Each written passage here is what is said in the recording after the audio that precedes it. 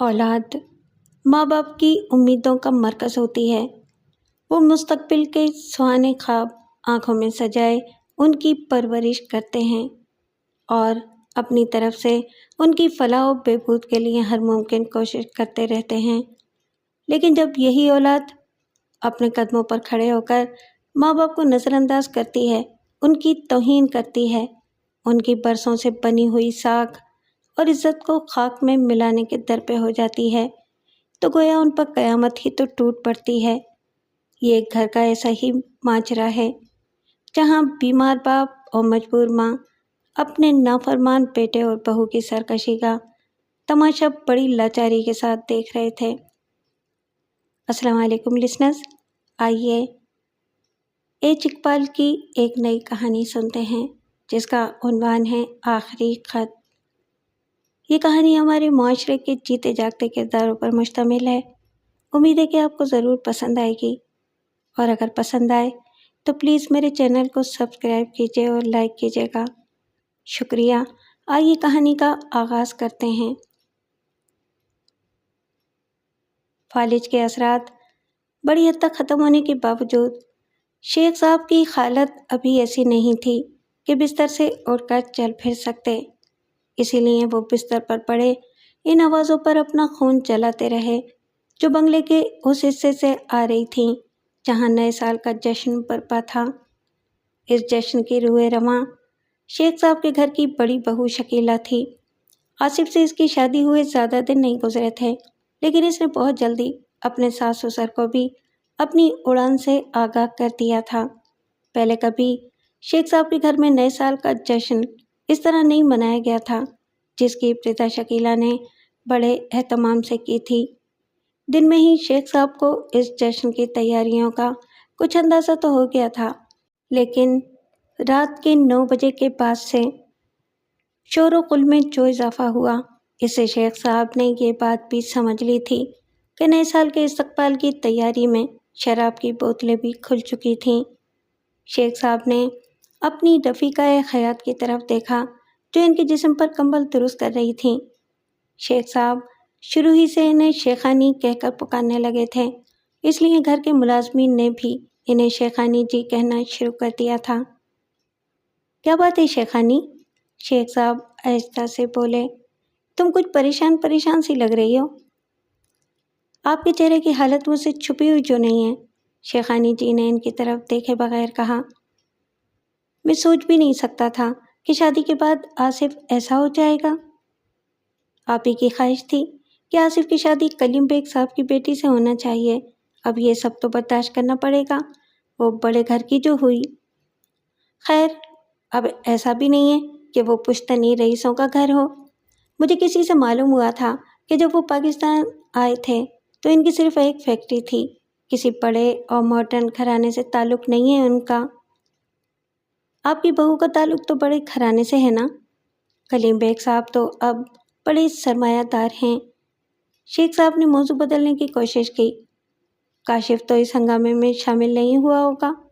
शेख साहब ने अपने दूसरे लड़के के बारे में पूछा जिसने इसी साल बीए किया था।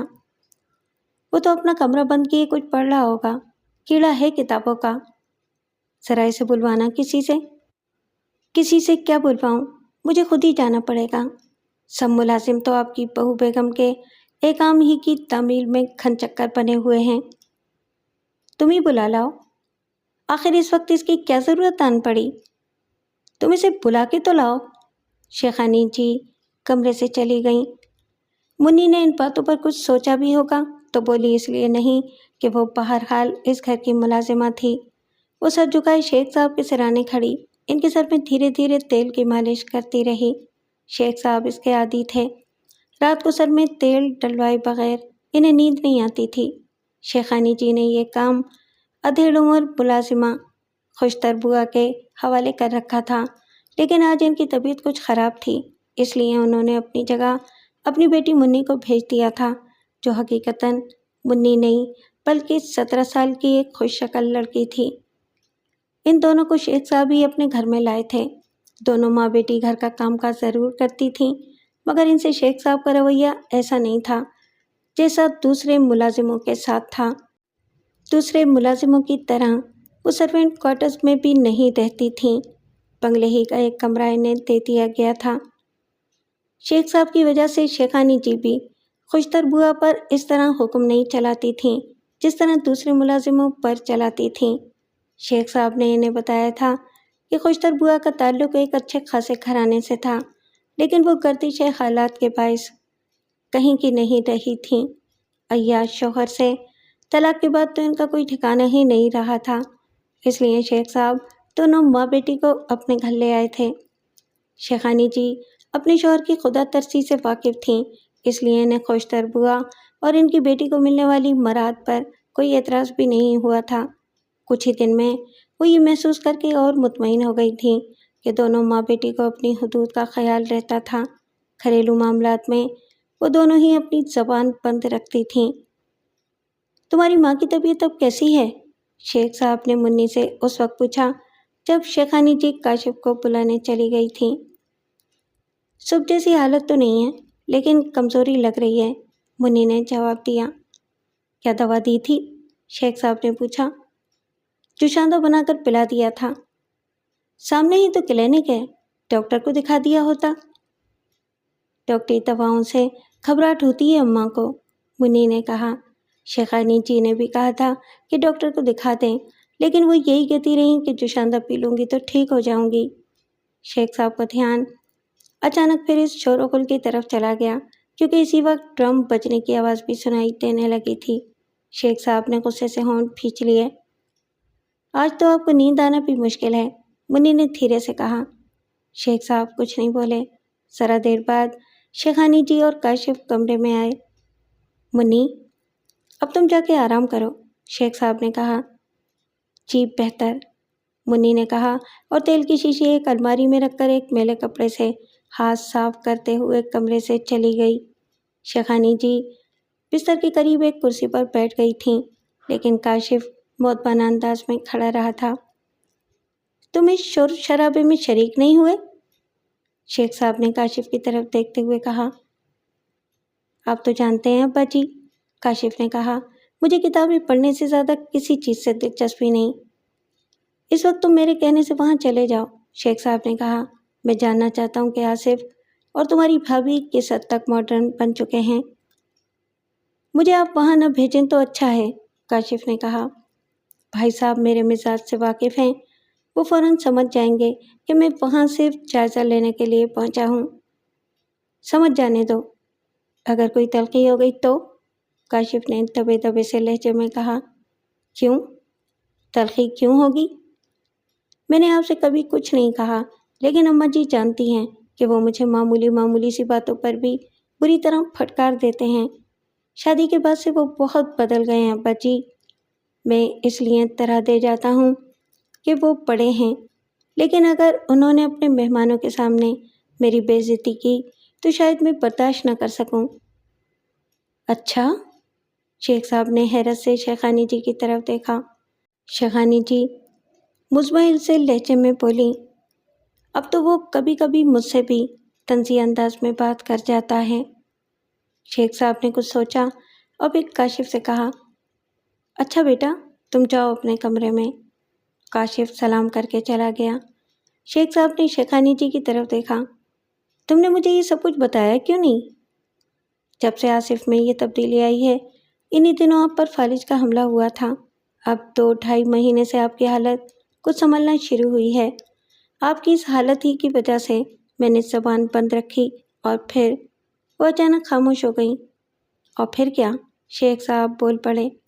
شیخانی جی نے سر جھکا کر آہستہ سے کہا، مجھے 2-1 بار ایسے لگا تھا کہ آپ بھی اس سے دبنے لگے ہیں۔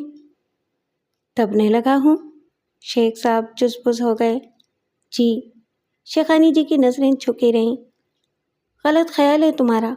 ہاں یہ ضرور ہے کہ میں کبھی کبھی اسے چھوٹ دے دیتا ہوں۔ اس کی وجہ یہ ہے کہ میری بیماری کے بعد سے وہی سارا کاروبار سنبھالے ہوئے ہے۔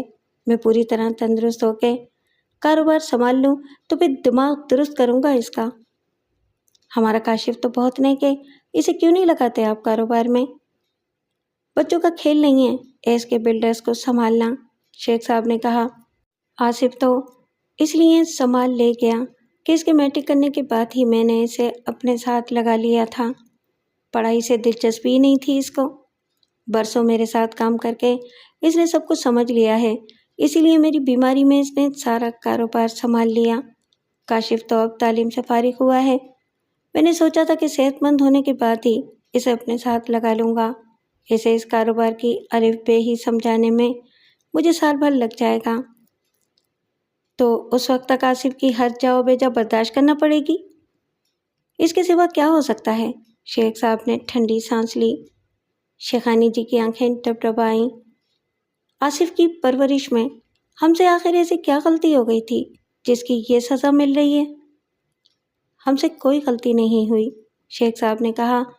بہت سے لڑکے ایسے ہوتے ہیں جو کسی بھی قسم کی بری عادت کا شکار نہ ہونے کے باوجود تعلیم حاصل کرنے سے گھبراتے ہیں۔ آصف بھی ایسا ہی تھا، کوئی برائی نہیں تھی اس میں۔ اگر ہوتی تو میں اسے اپنے ساتھ کاروبار میں ہرگز نہیں لگاتا۔ وہ کچھ سرکش ہوا ہے تو شادی کے بعد ہوا ہے، لیکن اب تم مجھ پر طنز نہ کرنا کہ شکیلہ سے اس کی شادی میری ہی خواہش پر ہوئی تھی۔ شیخانی جی نے کچھ نہیں کہا، وہ دوپٹے سے اپنی آنکھیں خشک کرنے لگی تھیں۔ انہوں نے دل ہی دل میں اس رات کو کوسا جب آصف ان کے وطن میں آیا تھا۔ پھر وہ ایسی شکایتی نظروں سے شیخ صاحب کی طرف دیکھنے لگی جیسے اس سب کے ذمہ دار یہی ہوں۔ شیخ صاحب جو کسی سوچ میں گم ہو گئے تھے، ان کی وہ شکایتی نظریں نہ دیکھ سکے۔ نئے سال کے جشن کا وہ سارا اہتمام شکیلہ نے صرف سردار گووند کی وجہ سے کیا تھا، جو صوبے کے اندرونی علاقے کے ایک قبیلے گووند سے تعلق رکھتا تھا۔ قبیلے کا سردار اس کا باپ تھا، لیکن خوشامدی احباب اسے سردار گووند کہنے لگے تھے۔ اس کی عمر 32 سال کے لگ بھگ تھی۔ گریجویشن کرنے کے بعد اسے اپنی آبائی زمین اور وہاں بسنے والوں سے کوئی خاص دلچسپی نہیں رہی تھی۔ وہ شہری میں رہنے لگا تھا۔ وقت گزاری کے لیے کسی مشغلے کی ضرورت تھی، سو اس نے فلم انڈسٹری کا رخ کر کے وہ پوری کر لی۔ دولت کی اس کے پاس کوئی کمی نہیں تھی، لہٰذا بڑی لاگت کی فلمیں پروڈیوس کرنے لگا۔ قسمت کی یاوری سے اس کی تمام فلموں نے کامیابیاں بھی حاصل کیں، جس کی وجہ سے 4 ہی سال میں وہ انگلی پر گنے جانے والے چند کامیاب پروڈیوسرز میں شمار کیا جانے لگا۔ آصف سے اس کی رسمی سی واقفیت تھی، لیکن آصف بھی بہرحال شیخ صاحب جیسے نامی گرامی بلڈر کا بیٹا تھا، لہٰذا سردار گووند نے نئے سال کے جشن میں شرکت کے لیے اس کی دعوت نظر انداز نہیں کی تھی، اور جب وہ آ گیا تھا تو شکیلہ نے آصف کے کان میں سرگوشی کی تھی۔ سمجھ لیجئے کہ آج سے وہ آپ کا بے تکلف دوست بن جائے گا۔ تم اس کام کے بارے میں سوچو جس کے لیے تم نے اسے میرا دوست بنانے کی کوشش کی ہے۔ اس کی طرف سے کیا میں ایک لمحے کے لیے بھی غافل رہ سکتی ہوں؟ آج کا جشن ختم ہونے سے پہلے وہ میری صلاحیتوں کا معترف ہو جائے گا۔ شکیلہ میں وہ صلاحیتیں تھیں یا نہیں، لیکن خود اس کا یہی خیال تھا کہ وہ بہترین اداکارہ ثابت ہو سکتی ہے۔ فلم کی ہیروئن بننے کا شوق اسے جنون کی حد تک تھا۔ باپ کے گھر میں رہ کر وہ اس طرف کوئی پیش رفت نہیں کر سکی تھی، لیکن اب اسے کسی کی روک ٹوک کا خوف نہیں رہا تھا۔ آصف کو تو اس نے نہ جانے کیا گھول کر پلایا تھا کہ وہ اس کا بندہ بے دام بن چکا تھا۔ اس جشن کے لیے شکیلہ نے اپنے لیے جو خاص لباس تیار کروایا تھا وہ قیمتی تو تھا ہی، لیکن اسے صرف ڈیزائن کرنے والے نے بھی خاصی رقم لی تھی۔ اپنا میک اپ بھی شکیلہ نے شہر کے سب سے زیادہ مقبول بیوٹی پارلر سے کروایا تھا۔ انہی تیاریوں کے سبب وہ محفل میں منفرد بھی نظر آ رہی تھی۔ بعض خواتین اسے رشک یا حسد کی نگاہوں سے دیکھ رہی تھیں، اور کچھ مرد بھی اسے کنکھیوں سے دیکھے بغیر نہیں رہ پا رہے تھے، اور آصف کو اس پر فخر محسوس ہو رہا تھا کہ محفل میں جو ہستی سب کی مرکز نگاہ بنی ہوئی تھی وہ اس کی بیوی تھی۔ شکیلہ ساری محفل میں چکراتی پھر رہی تھی۔ اس نے اپنے منصوبے کے مطابق سردار گووند کے لیے خصوصی میزبانی سے گریز کیا تھا، لیکن اس وقت کی منتظر رہی تھی جب زیادہ پیتے پیتے لوگوں کو یہ نوٹ کرنے کا ہوش ہی نہ رہ جاتا کہ کون کہاں ہے اور کیا کر رہا ہے۔ 12 بجے ہال میں لگے ہوئے سارے غبارے پھوڑ کر نئے سال کا استقبال کیا گیا۔ शराब पहले ही से लुढ़ाई जा रही थी। अब लोगों का जोश व खरोश कुछ और बढ़ गया, बढ़ता ही रहा। जिसका मूड होता वो ऑर्केस्ट्रा पर रक्स करने लगता। कोई खातून किसी के साथ, कोई किसी के साथ थी। शकीला ने दीदा और दानिस्ता सिर्फ उन अल्ट्रा मॉडर्न लोगों को मदऊ किया था जो एक दूसरे की बीवी के साथ रक्स करने को जरा भी मायूब नहीं समझते थे। एक खूबसूरत और मकबूल मॉडल कल भी इस महफिल में मौजूद थी। जब वो पीते पीते थोड़ी सी बहकी थी, इसी वक्त शकीला ने उसे उकसा दिया था कि वो इसके शौहर यानी आसिफ को घेर ले। मॉडल गर्ल को ज़रा भी ख्याल नहीं आया होगा कि इससे यह हरकत सिर्फ शरारतन नहीं बल्कि मंसूबाबंदी के तहत करवाई गई थी। इब्तिदा में आसिफ ने इसके नरक़े से निकलने की चंद बार कोशिश की, लेकिन जब दूसरों की तरह इसके दिमाग पर भी शराब की धुन छाने लगी तो इसे महसूस होने लगा कि वो मॉडल गर्ल ही इस महफिल की सबसे हसीन लड़की थी। शकीला को आसिफ के इसी तरह गुम हो जाने का इंतज़ार था। दूसरे लोग भी अपनी अपनी धुन में मस्त हो चुके थे। वो डगमगाते कदमों से चलती हुई सरदार गोविंद की कुर्सी के करीब से गुजरते हुए इस तरह लड़खड़ाई कि सरदार गोविंद ने जल्दी से उठकर उसे संभाल लिया। शकीला का अंदाज ही ऐसा था कि अगर इसे ना संभाला जाता तो वो गिर ही पड़ती, लेकिन दर हकीकत ऐसा नहीं था। इसने शराब पीने में इतनी एहतियात बरती थी कि ना कदम डगमगाएं, न ज़बान में लुकनत हो। इसके बाद वो महफिल के इख्तिताम तक सरदार गोविंद ही के साथ रही। 2 मरतबा इसके साथ रक्स भी किया। इससे फिल्म इंडस्ट्री और फिल्म मेकिंग की टेक्निक पर इस तरह गुफ्तगू की जैसे वो इस बारे में मुकम्मल फ़र्क रखती हो। अपने शौक़ की वजह से वो थोड़ा बहुत जानती भी थी, लेकिन इस वक्त इसने दीदा और दानिस्ता बेतुकी बातें की। मकसद सिर्फ ये था कि खुद को बेहद नशे में ज़ाहिर करे। रक्स के दौरान में इसने सरदार गोविंद को अपने अट्रैक्शन से आशना करने में ज़रा भी कंजूसी नहीं की, लेकिन ज़ाहिर ये करती रही कि इसे अपना होश ही नहीं था। इस रफ़ाकत में उसने एक बार भी अपनी अदाकारी के शौक़ के बारे में कुछ नहीं कहा। वो सरदार गोविंद को बड़ी चालाकी से अपने जाल में लाना चाहती थी।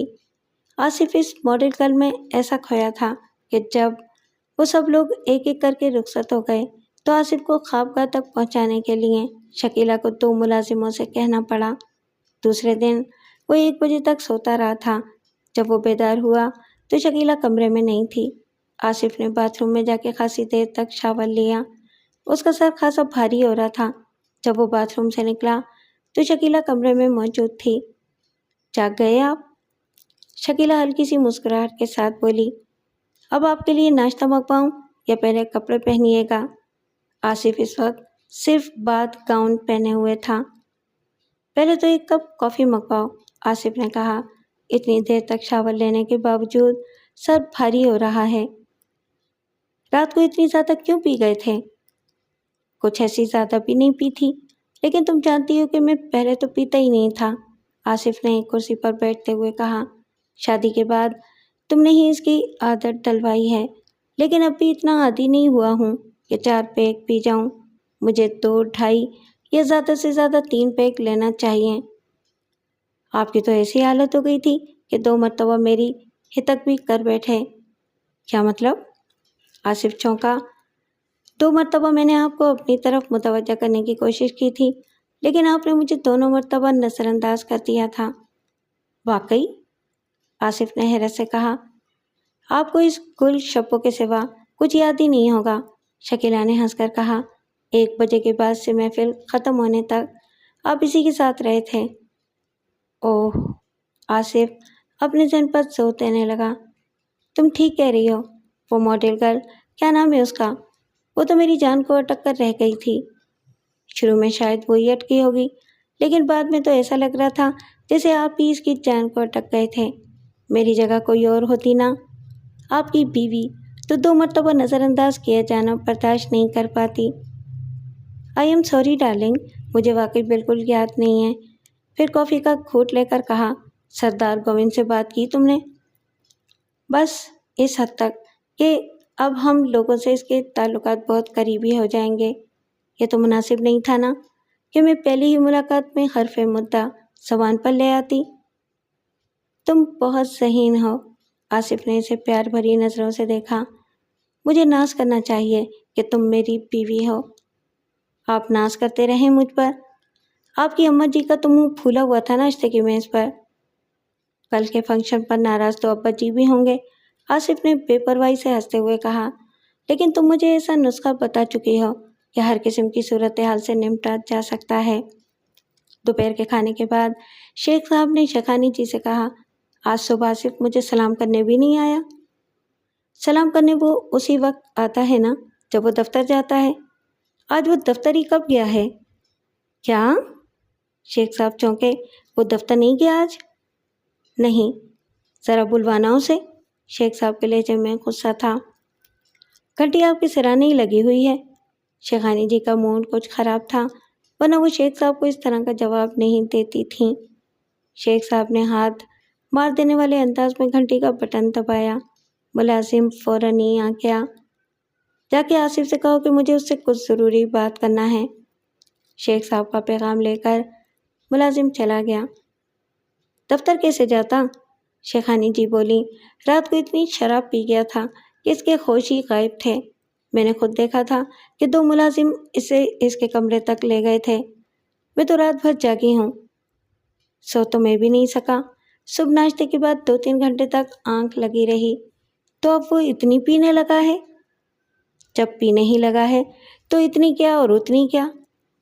मोहतरमा दुल्हन बेगम का क्या हाल था? शेख साहब का लहजा गीली लकड़ी की तरह सुलग रहा था। इसने शायद ज़्यादा नहीं पी होगी, अपने काबू में थी, लेकिन इसका लिबास, इसका मेकअप। शेखानी जी ने अपने कानों को हाथ लगाया। मैंने तो आजकल की फिल्में ही देखना इस किस्म के लिबास की वजह से छोड़ी हैं, लेकिन अब अपने ही घर में देखना पड़ रहा है। इसका मतलब है कि ये दोनों मुझे जलील करने पर तुल गए हैं। शेख साहब ने पेचोताप खाते हुए कहा। जब लोगों को मालूम होगा कि अब मेरे घर में भी ये सब कुछ होने लगा है तो मैं किसी को मुंह दिखाने के काबिल नहीं रह जाऊंगा। आप ही सोचिए, मैं क्या कर सकती हूँ? तुम भी आखिर इसकी माँ हो। जब इसे आपकी परवाह नहीं रही तो मेरी क्या सुनेगा? अपनी इज्जत अपने हाथ होती है। शेखानी जी की बात मुकम्मल हो गई थी, या फिर वो कदमों की आहट सुनकर खामोश हो गईं। आसिफ हाथ में प्याली संभाले कमरे में दाखिल हुआ। सलाम करने के बाद उसने कहा, मेरा सर कुछ भारी था अब्बा जी, इसलिए कॉफ़ी पी रहा था। आपका बुलावा आया तो मैं प्याली हाथ में लिए लिए आ गया। आज दफ्तर नहीं गए? जी नहीं। आसिफ ने बड़े इत्मीनान से जवाब दिया। रात भर जागने के बाद सुबह सुबह दफ्तर कैसे जा सकता था? मुझे इसका अंदाज़ा था, इसलिए मैंने दफ्तर वालों से भी कह दिया है कि अब हर साल 1 जनवरी को छुट्टी हुआ करेगी। क्या? शेख साहब जैसे चीख पड़े। 1 जनवरी को दफ्तरी बंद? ये कारोबारी उसूल किस किताब में लिखा है? सब काम किताबों में लिखे हुए उसूलों ही के तहत तो नहीं किए जाते ना अब्बा जी। ये बात मुझसे बेहतर तो आप जानते हैं। बस इतना है कि मैंने आपको साफ साफ बता दिया, कुछ छुपाने की कोशिश नहीं की। शेखानी जी ने महसूस किया कि आसिफ का लहजा कुछ मायने खेज था। उन्होंने शेख साहब के चेहरे का तासुर भी देखा। साफ जाहिर हो गया था कि वो तिल मिलाकर रह गए थे, मगर उन्होंने जवाब नहीं दिया था। आप कुछ चुप चुप सी हैं अम्मा जी। आसिफ ने शेखानी जी की तरफ देखा। खैरियत तो है ना?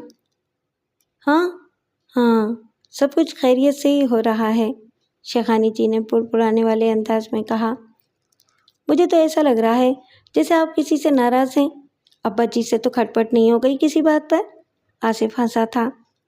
अब तुम जाओ, शेख साहब खुश्क लहजे में बोले। बेहतर है। आसिफ ने इत्मीनान से कॉफ़ी का एक घूंट लिया और वापसी के लिए दरवाजे की तरफ मुड़ गया। शेखानी जी ने महसूस किया कि शेख साहब इनसे निगाहें चुरा रहे थे। आखिर शेखानी जी फट पड़ी। आपने इसे इस तरह बुलाया था जैसे अभी इसकी गर्दन उड़ा देंगे, लेकिन खुद ही भीगी बिल्ली बनकर रह गए। मुझे तो इस वक्त ऐसा लगा जैसे आपकी कोई बहुत ही दुखती रग इसके हाथ में आ गई है जो आपको कुछ बोलने नहीं देती। फजूल ख्यालात जहन में ना लाओ, शेख साहब ने कुछ बिगड़ कर कहा। मैं तुमसे कह चुका हूँ कि इसे तरह देने पर मजबूर हूँ। जैसे ही तंदुरुस्त होकर जाऊँगा खुद ही छुट्टी मंसूख कर दूंगा। वो मुझे रोक तो नहीं सकता। और ये नए साल का जश्न, ये भी अब साल भर बाद ही आएगा ना। देखता हूँ कि अगले साल ये कैसे होता है। अभी तुम ही कह चुकी हो कि आप ही सोचिए, मैं क्या कर सकती हूँ। तो ठीक है, मैं कुछ सोचता हूँ अब। नए साल का जश्न तो अगले साल आएगा, लेकिन खून जलाने के लिए दूसरी बातें क्या कम हो रही हैं। वो भी दरवाजे पर होने वाली दस्तक के बाद शेख साहब चुप हो गए। आने वाला मुलाजिम था। इसने शेख साहब की तरफ देखते हुए कहा, आपके दोस्त मुकर्रम साहब आए हैं, बुला लाओ इसे। शेख साहब ने कहा। मुकर्रम इनका लड़कपन के ज़माने का दोस्त था। मैं कुछ काम देखूं जाकर, शेखानी जी कहती हुई वहाँ से उठ गईं। शेख साहब कुछ सोचते रहे। मुकर्रम माली एतबार से इनका हमसर नहीं था, लेकिन शेख साहब दोस्ती को दौलत की मीज़ान में रखने के कायल नहीं थे। इब्तिदा में तो मुकर्रम ने अपने बाप की मौत के बाद किरियाने की एक छोटी सी दुकान खोली थी, क्योंकि बाप की अचानक मौत के बायस इसने नवीं जमात से ही स्कूल छोड़ दिया था। लेकिन इसने मेहनत बहुत की, किस्मत ने उसका साथ दिया। ये कोई और बात थी क्या वो एक बहुत बड़े जनरल स्टोर का मालिक बन चुका था। अपना मकान भी बनवा लिया था, एक छोटी सी कार भी खरीद ली थी और बज़ाहिर एक मुतवस्सित दर्जे की आसूदा ज़िंदगी गुजार रहा था। इसने शेख साहब से मिलना कभी नहीं छोड़ा। वो शेख साहब की शादी में भी शरीक हुआ था और बाद में भी इनसे मिलने दफ्तर या घर पहुंच जाया करता था। जब से शेख साहब बीमारी के बायस बिस्तर से लगे थे, वो चौथे या पांचवें दिन इन्हें देखने ज़रूर आता था। इस वक्त शेख साहब की तबीयत मकदर थी, मगर ये इनकी वज़ेदारी के खिलाफ होता अगर वो मुकर्रम को टाल देते। दूसरे, उन्होंने ये भी सोचा था कि बेतकल्लुफ़ाना गुफ्तगू इनका ज़हनी तकद्दुर भी ख़त्म कर सकती थी। वो अपने मखसूस अंदाज में पान चबाता मुस्कुराता और उंगली में अपनी कार की चाबी का छल्ला घुमाता कमरे में दाखिल हुआ। वो अस्सलाम वालेकुम ऐसे लहजे में कहा करता था जैसे मुखातिब को मारने की धमकी दे रहा हो। इसके इसी अंदाज पर शेख साहब के होंठों पर हल्की सी मुस्कुराहट आ गई। उन्होंने मुस्कुराते हुए सलाम का जवाब दिया। मुकर्रम ने बेतकल्लुफ़ाना अंदाज में खुद ही कुर्सी बिस्तर के बिल्कुल करीब घसीट ली और बोला, सुनाओ यार, अब कैसे हो। तुम देख ही रहे हो कि बहुत संभल चुका हूँ। जल्दी डॉक्टर से मुझे ये इजाज़त भी मिलने वाली है कि बैसाखियों के सहारे थोड़ा बहुत चलने की आदत डालूंगा तो चंद माह में बिल्कुल ठीक हो जाऊंगा। तो फिर इसी खुशी में मुजरा करार डालना। ला हौल बिला कुव्वता। मुझे हैरत होती है कि तुम इन खुराफात में कैसे पड़ गए। ख़ास तौर पर तुम्हारे दिल फेंक बन जाने से तो मुझे डर लगता है, कहीं तुम कभी किसी मुसीबत में ना फंस जाना। मुसीबतें तो खुद मुझ में फंसती रहती हैं, मुकर्रम ने बाईं आंख दबाकर कहा। शेख साहब नहीं चाहते थे कि फजूल किस्म की बातें मौजूए गुफ्तगू बने, इसलिए जल्दी से बोले, खाना खाओगे, मंगवाऊं। मैं तो अभी खा चुका हूँ। मैं भी खाना खाकर चला था, बस चाय पीऊँगा, लेकिन वो भी ज़रा देर बाद। और सुनाओ, शेखानी जी का क्या हाल है। ठीक है, अभी तो यहीं थी, किसी काम से उठ गई। काम से नहीं, मेरा नाम सुनकर उठ गई होंगी, मुकर्रम ने बेढंगे से अंदाज में हंसकर कहा। ये भी खूब है यार, जवानी में तो उन्होंने मुझसे कभी पर्दा नहीं किया, अब बुढ़ापे में मेरे सामने आने से गुरेज करने लगी। बुढ़ापा? शेख साहब मुस्कुराए। वो 48 साल की तो हो गई हैं, लेकिन अब भी 42 साल से ज़्यादा की नज़र नहीं आती। मुझे भी इस बीमारी ने बुरी तरह झटक दिया है, वरना मुझे भी कोई 48 साल का नहीं समझता था। मैं भी तुम्हारा हम उम्र हूँ, लेकिन मेरी उम्र के बारे में भी लोग 42-45 ही का अंदाज़ा लगाते हैं। ज़रा देर बाद शेख साहब ने मुलाजिम को बुलवाकर इसे चाय लाने की हिदायत की और फिर से कहा, शेखानी जी से भी कह देना कि ज़रा देर के लिए इधर का चक्कर लगा लें। कारोबार तो आसिफ मियाँ ने ठीक से संभाल रखा है ना, मुकर्रम बोला। हाँ, बस संभाल ही लिया है। क्या मतलब? तुम्हारा जवाब तो ऐसा है जैसे तुम कुछ मुतमईन नहीं हो। दरअसल एक पल के लिए शेख साहब के जहन में आया था कि मुकर्रम को अपने राज में शरीक कर लें और इसे कुछ मशवरा करें, لیکن پھر وہ فوراً ہی اس فیصلے تک بھی پہنچ گئے کہ بات گھر کی چار دیواری سے نہ نکلے تو اچھا ہے، بہتر یہی ہوگا کہ اپنا مسئلہ وہ خود ہی حل کریں۔ وہ مکرم کے استفسار کو دوسری باتوں میں ٹال گئے۔ ملازم چائے لے کر آیا تو شیخ صاحب نے اس سے کہا، شیخانی ابھی تک نہیں آئی؟ وہ کسی کام میں مصروف تھیں، کہہ رہی تھیں کہ کام نمٹا کر آتی ہوں، لیکن شیخانی جی کا کام نہ نمٹا نہ وہ آئیں۔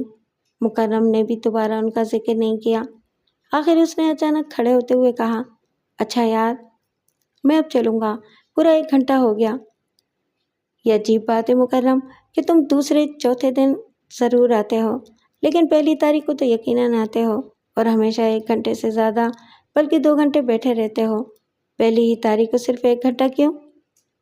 یار، آج اسٹور پر دوپہر کے بعد سے سامان دینے والی کمپنیوں کے آدمیوں کی آمد اس لیے زیادہ ہوتی ہے کہ انہیں اپنے اپنے بل وصول کرنے ہوتے ہیں، اسی لیے میں پہلی تاریخ کو تمہارے ساتھ زیادہ وقت نہیں گزارتا۔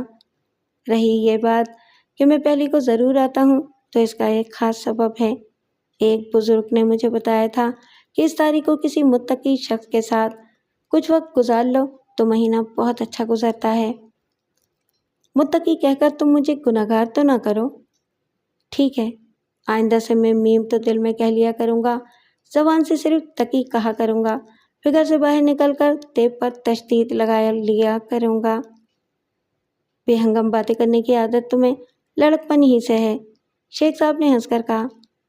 مکرم کے رخصت ہونے کے بعد شیخانی جی کچھ عجیب سے مون کے ساتھ شیخ صاحب کے کمرے میں گئیں، اور منی جو کچھ دیر سے شیخانی جی پر نظر رکھے ہوئے تھی، لپک کر دروازے کے قریب پہنچ گئی۔ اس نے احتیاطاً ادھر ادھر دیکھا اور دروازے سے کان لگا دیے۔ جب آپ کا یہ دوست آیا کریں تو آپ مجھے یہاں نہ بلایا کریں، شیخانی جی کسی حد تک بگڑے ہوئے لہجے میں کہہ رہی تھیں۔ اچانک تمہیں سے اتنی چڑ کیوں ہو گئی ہے؟ شیخ صاحب نے کہا، پہلے تو ایسا نہیں تھا، پہلے مجھے معلوم ہی نہیں تھا کہ، معاف کیجیے گا، یہ آپ کے دوست ہیں، لیکن آپ نے زبان کھولنے پر مجبور کر دیا ہے، اس لیے کہہ رہی ہوں کہ ان کی عادت، ان کے اطوار اچھے نہیں ہیں۔ تمہیں کیسے معلوم؟ شیخ صاحب کے لہجے میں حیرت تھی۔ میں ہر وقت گھر ہی میں تو نہیں رہتی، بہت سے ملنے والیاں ہیں میری، ان کے گھر جاتی رہتی ہوں۔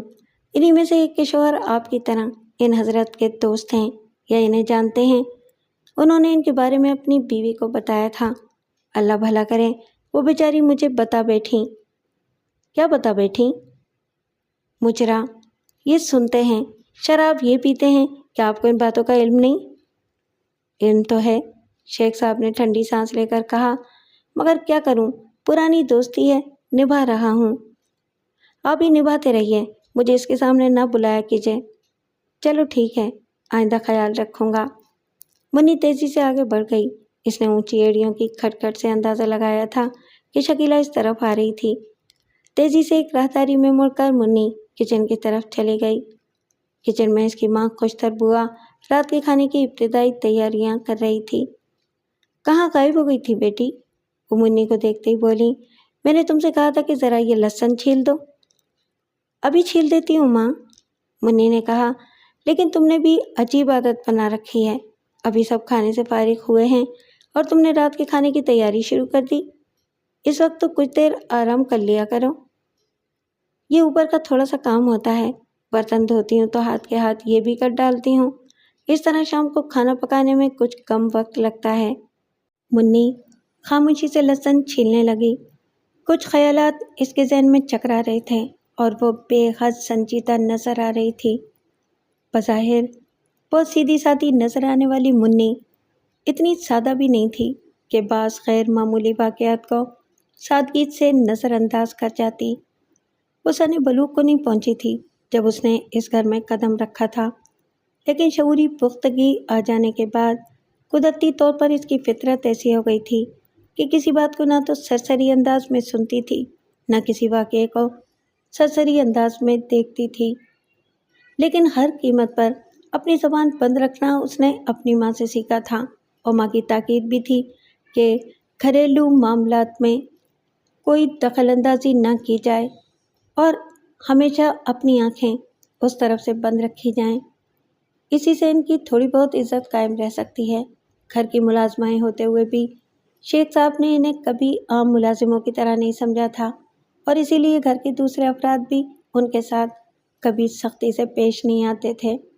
خوشتر بوا کا خیال تھا کہ ان ماں بیٹی میں سے کسی نے بھی اگر کسی کے معاملے میں دخل اندازی کی حماقت کی تو اس کی آنکھوں کا کانٹا بن کر رہ جائے گی۔ کچن سے تھوڑی دیر بعد جب ماں بیٹی اپنے کمرے میں پہنچی تو منی نے کہا، ایک بات تو بتاؤ ماں، تم کہتی ہو نا کہ تمہیں اس گھر کی بھلائی بہت عزیز ہے؟ بے شک، خوشتر بوا نے کہا، اس چھت کے نیچے ہمیں عزت سے زندگی گزارنے کا موقع ملا ہے۔ عزت سے؟ منی طنزیہ انداز میں بولی، ہم اس گھر کی ملازمائیں ہیں ماں۔ کبھی کوئی ہم سے اس طرح پیش آتا ہے جیسے ملازموں سے پیش آتے ہیں؟ یہ تو کوئی بات نہیں ہوئی ماں، ہمیں اس گھر کا کام کاج کرنا پڑتا ہے اور یہ کام ملازمین ہی کرتے ہیں۔ اپنے گھر کا کام کرنے سے کوئی ملازم نہیں بن جاتا۔ اپنا گھر؟ منی اس مرتبہ طنزیہ انداز میں ہنسی، تمہیں اب یہ خیال بھی ہونے لگا ہے ماں؟ ہوگا کیوں نہیں، ہم لوگوں سے شیخ صاحب کا رویہ ہی ایسا ہے۔ رویہ تو رحم و خدا ترسی کا ہے۔ اچھا فضول باتیں نہ کر منی، تھوڑی دیر کے لیے سو جا پڑھ کر۔ خوشتر بوا نے کچھ بگڑ کر کہا، پڑھی تو ہیں 6-7 جماعتیں، لیکن باتیں اس طرح کرتی ہے جیسے بکرا تن ہو۔ منی نے خوشتر بوا کی باتوں پر دھیان دیے بغیر کہا، آج نہ جانے کیوں میں بہت بے چین ہوں ماں۔ کیوں؟ خوشتر بوا نے اسے غور سے دیکھا۔ پہلے تو میں یہ بتا دوں کہ میں تمہاری نصیحت پر کبھی عمل نہیں کر سکی۔ تم کہتی ہو نا کہ ہر بات کی طرف سے اپنی آنکھیں اور کان بند رکھو، لیکن میں اسے اپنی عادت نہیں بنا سکی۔ ہاں یہ ضرور ہے کہ میں نے زبان نہیں کھولی، اور آج زبان کھول بھی رہی ہوں تو صرف تمہارے سامنے۔ جو بات میں تمہیں بتانا چاہتی ہوں وہ بہت دن سے دیکھ رہی ہوں، مگر آج نہ جانے کیوں میں تمہیں بتانے کے لیے بے چین ہو گئی ہوں۔ تم کہتی ہو نا کہ تمہیں اس گھر کی بھلائی بہت عزیز ہے، تو تمہیں ایسی باتوں کا پتہ ضرور ہونا چاہیے۔ خوشتر بوا کچھ پریشانی اور کچھ تشویش کے ساتھ منی کی طرف دیکھتی رہیں۔ مکرم صاحب کو تو تم جانتی ہو نا؟ منی بولی۔ آہستہ بول۔ خوشتر بوا نے گھبرا کر دروازے کی طرف دیکھا۔ منی اٹھ کر ان کے بالکل پہلو میں جا بیٹھی۔ ہاں جانتی ہوں، کیوں؟ خوشتر بوا نے مدھم آواز میں کہا، وہ شیخ صاحب کے بہت پرانے دوست ہیں۔ آج بھی وہ آئے تھے۔ شیخ صاحب نے ان کی موجودگی ہی میں شیخانی جی کو بھی اپنے کمرے میں بلایا تھا، لیکن وہ بہانے سے ٹال گئی تھیں۔ پھر وہ شیخ صاحب کے کمرے میں اس وقت گئیں جب مکرم صاحب جا چکے تھے۔ پھر منی نے وہ ساری باتیں دہرا دیں جو شیخانی جی اور شیخ صاحب میں ہوئی تھیں۔ یہ تو شیخانی جی نے اچھا کیا، خوشتر بوا نے کہا، انہیں ایسے آدمی کے سامنے نہیں جانا چاہیے، اور یہ بھی ٹھیک نہیں کہ شیخ صاحب جیسے شریف آدمی ایسے شخص سے دوستی رکھیں۔ پھر وہ چونک کر منی کو گھورتے ہوئے بولی، مگر تجھے چھپ کر ان کی باتیں سننی نہیں چاہیے تھیں۔ ان باتوں سے پہلے بھی میں نے جو کچھ دیکھا تھا وہ سنو گی تو اچھل پڑو گی۔ اب وہ بھی بک ڈال جلدی سے۔ خوشتر بوا کا منہ پھلا ہوا تھا۔ منی نے کہا، جب مکرم صاحب رخصت ہو رہے تھے تو شیخانی جی باہر لان کے قریب کھڑی مالی کو اس بات پر ڈانٹ رہی تھیں کہ گلابوں کے کئی پودوں میں کیڑا لگ گیا ہے۔ وہ اس طرح بڑا چڑھا کر بات کر رہی تھیں کہ وہ خواہ وقت ضائع کرنے والی بات تھی، لیکن ذرا دیر بعد میری سمجھ میں آ گیا کہ وہ وقت کیوں گزار رہی تھیں۔ جب مکرم صاحب گھر سے نکلتے دکھائی دیے تھے تو وہ مالی کو گلابوں میں الجھا ہوا چھوڑ کر واپسی کے لیے پلٹی تھیں۔ پھر جب مکرم صاحب اپنی کار میں بیٹھے تھے تو وہ کار کے پاس رکی تھیں۔ بڑی احتیاط سے چاروں طرف دیکھا تھا انہوں نے، اور پھر اپنے لباس میں چھپا ہوا ایک لفافہ نکال کر کھڑکی سے کار میں ڈال کے تیزی سے آگے بڑھ گئی تھیں۔ خوشتر بوا منی کا منہ تکتی رہ گئیں۔ منی بولی، اور یہ سب کچھ میں بہت عرصے سے دیکھتی چلی آ رہی ہوں، جب سے شیخ صاحب بیمار پڑے ہیں ایسا ہی ہو رہا ہے۔ مکرم صاحب تیسرے چوتھے روز آتے ہی رہتے ہیں، لیکن یہ واقعہ پہلی ہی تاریخ کو ہوتا ہے۔ سوچنے کی بات ہے ماں کہ پہلی ہی تاریخ کیوں؟ خوشتر بوا کے چہرے سے پھر تشویش اور پریشانی کا اظہار ہونے لگا۔ منی کھوئے کھوئے سے انداز میں کہنے لگی، مجھے تو اب ایسا لگنے لگا ہے کہ شیخ صاحب کی اس عزت سے بنائی ہوئی عمارت کی بنیادیں ہل جائیں گی جب سے دلہن سرکار نے اس گھر میں قدم رکھا ہے، اس سے بھی گھر کی حالت بہت بدلی ہے۔ تمام ملازمین دلہن سرکار شکیلہ کو کہتے تھے، کیونکہ آصف نے خود کو تمام ملازمین سے سرکار کہلوایا تھا۔ کاشف کو اپنے مزاج کی وجہ سے اس قسم کے کسی لقب کی ضرورت تو نہیں تھی، لیکن جب ملازمین نے آصف کو سرکار کہنا شروع کیا تو کاشف کو چھوٹے سرکار کہنے لگے تھے۔ منی کہتی رہی، کل رات نئے سال کے جشن میں تو حد ہی ہو گئی۔ اب تم مجھے کچھ بھی کہو، لیکن مجھے یہ دیکھنے کی خواہش بھی تھی کہ نئے سال کا یہ جشن بڑے لوگ آخر مناتے کس طرح ہیں۔ 2-2:30 بجے کے قریب میں نے وہاں جا کے جھانک کر دیکھا تھا۔ میں کیا بتاؤں ماں؟ مجھے تو بتاتے ہوئے شرم آ رہی ہے۔ سب لوگ شراب پی رہے تھے۔ دلہن سرکار کا لباس دیکھ کر تو میں نے دانتوں میں انگلی دبا لی تھی۔ سرکار تو نشے میں نہ جانے کس لڑکی کے ساتھ ناچ رہے تھے، اور دلہن سرکار 2-3 گھنٹے ایک اجنبی کے ساتھ ہی رہیں۔ اس اجنبی کو دیکھ کر مجھے خیال آیا تھا کہ اسے پہلے بھی کہیں دیکھا ہے۔ بعد میں مجھے یاد بھی آ گیا، میں اخباروں میں کبھی کبھی اس کی تصویریں دیکھتی رہی ہوں۔ وہ فلموں کا بہت بڑا پروڈیوسر ہے، سردار گووند کہلاتا ہے۔ اچھا، اب چپ ہو جا، مجھے اختلاط ہونے لگا ہے، خوشتر بوا نے کہا، اور خبردار جو کسی دوسرے کے سامنے یہ بکواس کی۔ دلہن سرکار کے معاملے میں تو اب خاموش نہیں رہنا چاہیے ماں، وہ تو شاید اس گھر کی عزت کا جنازہ ہی نکال دیں۔ شیخ صاحب تو بیماری کی وجہ سے بستر پر پڑے رہتے ہیں، انہیں کچھ معلوم ہی نہیں ہو سکتا۔ ویسے تو شیخانی جی انہیں کچھ نہ کچھ بتاتی رہتی ہیں، لیکن سردار گووند کی بات تو انہیں بھی نہیں معلوم ہوگی، آپ ہی شیخ صاحب کے کان میں ڈالیے۔ میں کہتی ہوں بس اب چپ ہو جا، خبردار جو کسی بھی معاملے کو گریدنے کی کوشش کی۔ خوشتر بوا نے اس طرح تھوک نکلا جیسے ان کا گلا خشک ہونے لگا ہو۔ ایک گلاس پانی پلا دے۔ منی نے پانی لا کر انہیں پلا دیا۔ ماں کی حالت دیکھ کر وہ چپ بھی ہو گئی، لیکن یہ اس کی فطرت کے خلاف تھا کہ وہ ان سب معاملات کی طرف سے اپنی آنکھیں بند کر لیتی۔ شیخ صاحب کی عزت وہ بھی کرتی تھی اور نہیں چاہتی تھی کہ ان کی عزت پر کوئی آنچ آئے۔ وہ ایک آدھ بات اور بھی کرنا چاہتی تھی، لیکن ماں کی وحشت اور پریشانی دیکھ کر چپ سی ساتھ گئی۔ شکیلہ نے 2 دن تک انتظار کیا۔ اسے یقین تھا کہ سردار گووند اسے فون ضرور کرے گا۔ وہ اسے اپنی دانش میں خاصا متاثر کر چکی تھی۔ اداکاری کے شوق کے جنون میں اس نے اپنی طرف سے کوئی کسر نہیں اٹھا رکھی تھی، لیکن اسے یہ اندازہ نہیں تھا کہ فلم انڈسٹری کے لوگ کتنے گرگے پارا دیتا ہوتے ہیں۔ وہ بھی آزما رہا ہوگا کہ شکیلہ کس حد تک ضبط کر سکتی ہے۔ اس نے شکیلہ کی باتوں اور اس کی آنکھوں سے پڑھ لیا ہوگا کہ وہ دراصل اپنے کس شوق کی تکمیل کے لیے اسے اپنا اسیر بنانا چاہتی تھی۔ شکیلہ اپنے شوق کی تکمیل کے لیے اتنی بے چین تھی کہ اپنی دانش میں خود کو بہت زیرک سمجھنے کے باوجود تیسرے دن سردار گووند کو فون کر بیٹھی۔ دوپہر کا وقت تھا، کمرے میں وہ تنہا تھی۔ اس نے جب پہچان لیا کہ دوسری طرف سے بولنے والا سردار گووند ہی تھا تو وہ ریسیور کان سے لگائے ایک مخمور سی انگڑائی لے کر بستر پر لیٹ گئی۔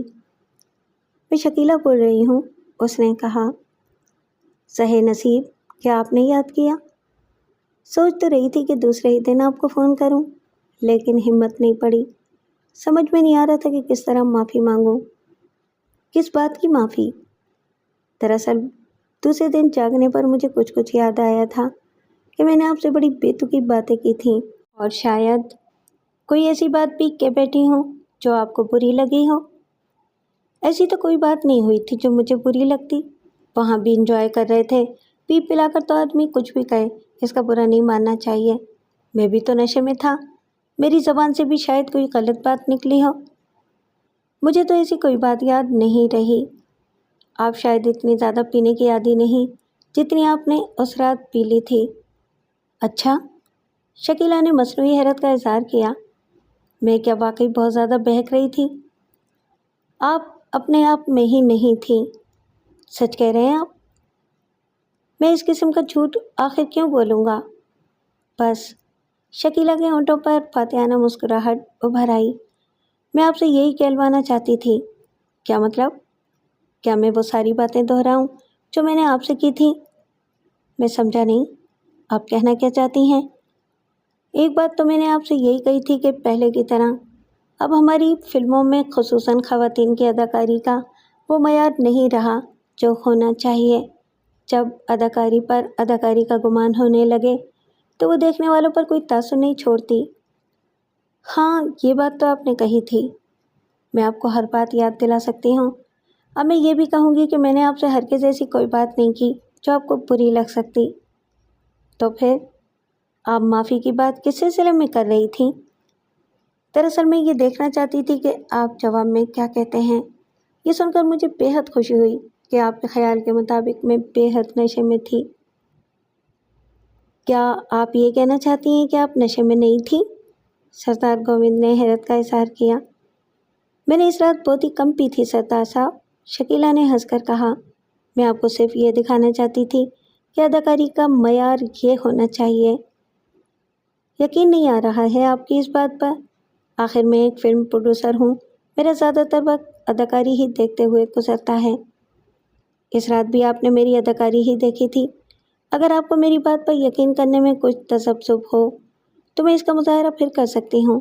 ہماری ملاقات بالکل ہوش و حواس میں ہوگی، لیکن صرف ایک پیگ پینے کے بعد میں اپنی حرکات و سکنات سے یہ ظاہر کر دوں گی کہ میں آدھی بوتل سے بھی زیادہ چڑھا گئی ہوں۔ میں ایک مرتبہ آپ کی یہ پرفارمنس ضرور دیکھنا چاہوں گا اور اس کے بعد یقیناً میری خواہش ہوگی کہ آپ کو کسی فلم میں کاسٹ کیا جائے۔ شکیلہ کے دل کی دھڑکنیں کچھ تیز ہو گئیں۔ ارے نہیں سردار صاحب، صرف اتنی سی اداکاری سے یہ مطلب نہیں اخذ کیا جا سکتا کہ میں فلم کی تمام تر ڈیمانڈز پوری کر سکوں گی۔ آپ یقیناً ایسا کر سکیں گی۔ میرے خیال کے مطابق اداکاری کے دو شعبے بہت مشکل ہوتے ہیں۔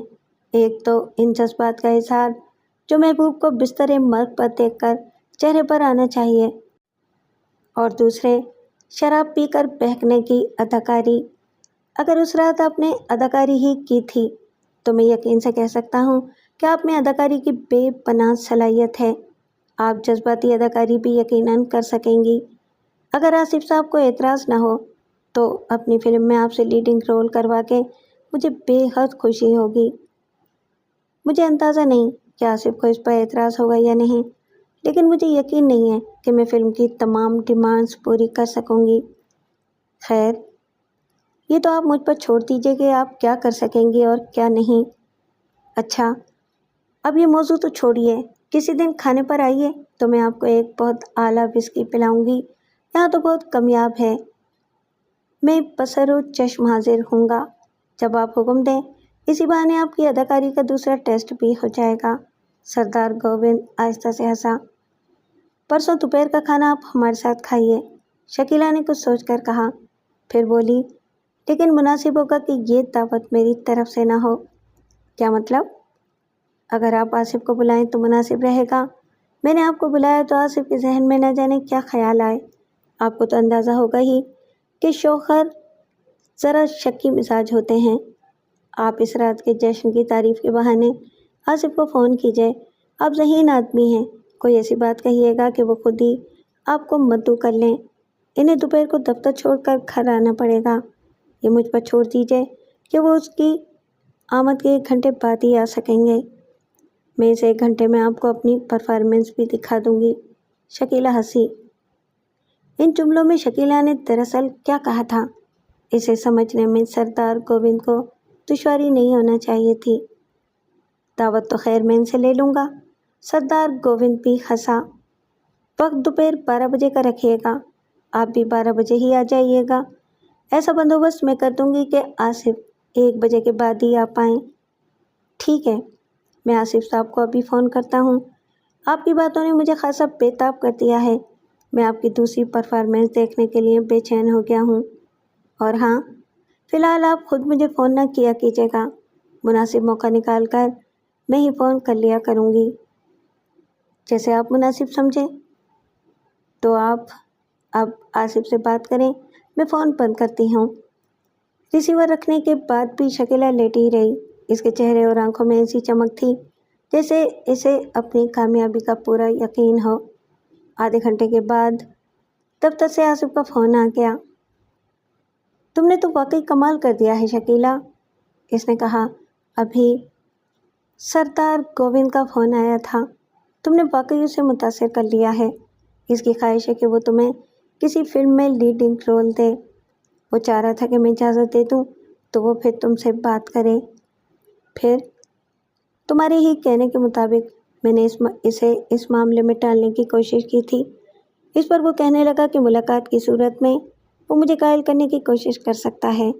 اس نے کہا کہ پرسوں ہم دونوں اس کے ساتھ لنچ کریں یا اسے بلا لیں۔ اخلاقاً مجھے کہنا پڑا کہ وہی ہمارے گھر آ جائے۔ میں نے تم سے کہا تھا نا کہ وہ فون کیے بغیر نہیں رہ سکتا۔ وہ 12 بجے آئے گا، کہہ رہا تھا کہ اسے 2 بجے کے بعد کچھ مصروفیت ہے، تو 12 بجے تک تم بھی دفتر سے آ جانا۔ پرسوں اس کی تواضع اسی بوتل سے کریں گے جو تم نے باہر سے آنے والے اپنے دوست سے منگوائی تھی۔ تمہارے ہی کہنے پر منگوائی تھی، میں تو اس کا نام بھی نہیں جانتا تھا۔ اچھا، اور کیا خاص بات ہوئی؟ خاص بات تو کوئی نہیں ہوئی، لیکن جو باتیں بھی ہوئیں وہ گھر آ کے بتاؤں گا۔ چلو ٹھیک ہے، شکیلہ نے مسکراتے ہوئے ریسیور رکھ دیا۔ پرسوں کے دن کا انتخاب اس نے خاص طور پر اس لیے کیا تھا کہ اس روز شیخانی جی اپنے پیر صاحب کی آستانے پر حاضری دینے جایا کرتی تھیں اور 1:30-2 بجے سے پہلے نہیں لوٹتی تھیں۔ کاشف بھی اس وقت سے پہلے گھر نہیں لوٹتا تھا۔ وہ BA کرنے کے بعد فرانسیسی اور جرمن زبانیں سیکھنے کے لیے کوچنگ کلاسز اٹینڈ کرنے لگا تھا۔ رہے شیخ صاحب تو وہ بیماری کے باعث اپنے کمرے ہی تک محدود رہتے تھے۔ اس طرح پرسوں 12 بجے سے 1 بجے تک کے لیے میدان صاف ہی ملتا۔ یہ البتہ بھی سوچنا تھا کہ آصف کو 1 بجے تک گھر آنے سے کس طرح روکے۔ ابھی اس کے پاس سوچنے کے لیے وقت تو خاصا پڑا تھا۔ دوسرے روز دوپہر کے کھانے کے بعد جب خوشتر بوا برتن دھو رہی تھیں تو انہوں نے منی سے کہا کہ وہ رات کے کھانے کے سلسلے میں اوپر کے چھوٹے موٹے کام کر ڈالے۔ آج وہ بھی تم ہی کر لینا ماں، منی نے کہا۔ میں آج چھوٹے سرکار کے کمرے کی صفائی کرنا بھول گئی ہوں، وہ کراؤں جلدی سے؟ ان کے آنے کا وقت بھی قریب ہے۔ کیا ہو گیا ہے تجھے؟ اسی دن سے میں تجھے الجھا دیکھ رہی ہوں، حالانکہ سمجھا دیا تھا کہ سب کچھ بھول جا۔ بھولنے کی کوشش کر رہی ہوں ماں۔ اچھا جلدی جا، چھوٹے سرکار کے آنے سے پہلے جلدی صفائی کر کے اپنے کمرے میں لوٹا۔ منی سر ہلا کر کچن سے نکلی اور کاشف کے کمرے کی طرف بڑھی۔ جھاڑن اس کے ہاتھ میں تھی۔ کمرے میں جا کر وہ مصروف ہو گئی، لیکن ماں کی ہدایت کے مطابق اس کے انداز میں عجلت نہیں تھی۔ اس کمرے کی ایک ایک چیز کی صفائی کرتے ہوئے اس کے دل میں پیار ہوتا تھا، لیکن جب کسی وقت اسے اپنی حیثیت کا خیال آتا تو وہ اس مور کی طرح مضمحل ہو جاتی جو اپنے بدنما پیروں کو دیکھ لیتا ہے۔ ایک کارنس پر کاشف کی بڑی خوبصورت سی تصویر کا نہایت قیمتی فریم رکھا ہوا تھا۔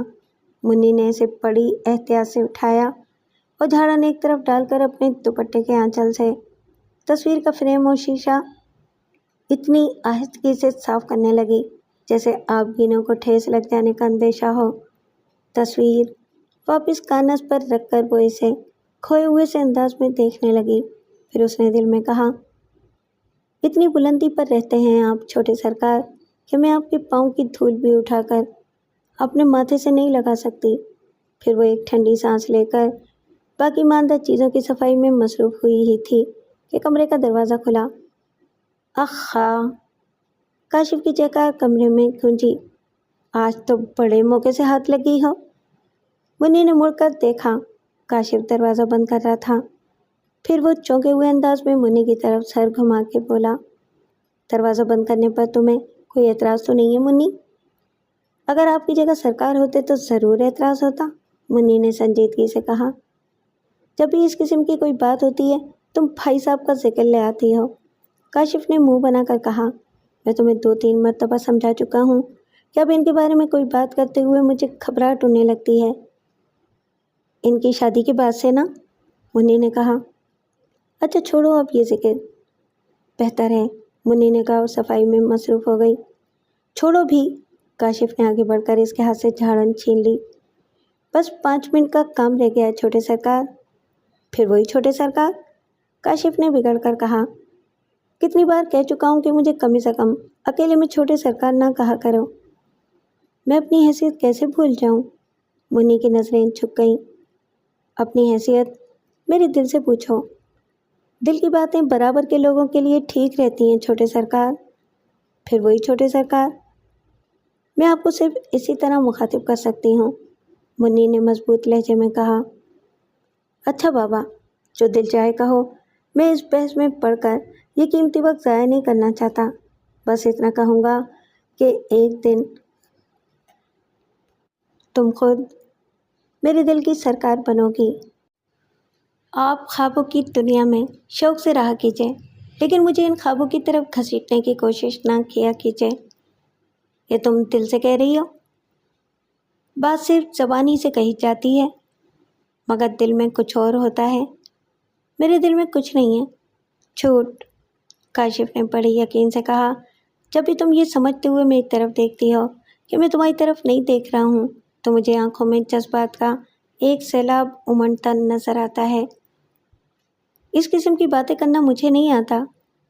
اس قسم کی باتیں سمجھ تو لیتی ہو۔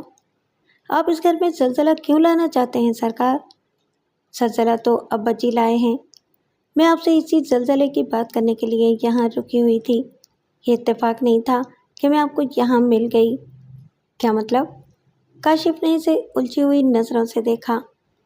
ماں کو تو میں سب کچھ بتا چکی ہوں، لیکن وہ ہمیشہ کی طرح یہی چاہتی ہیں کہ ہم اب بھی اس گھر کے کسی معاملے میں دخل اندازی نہ کریں۔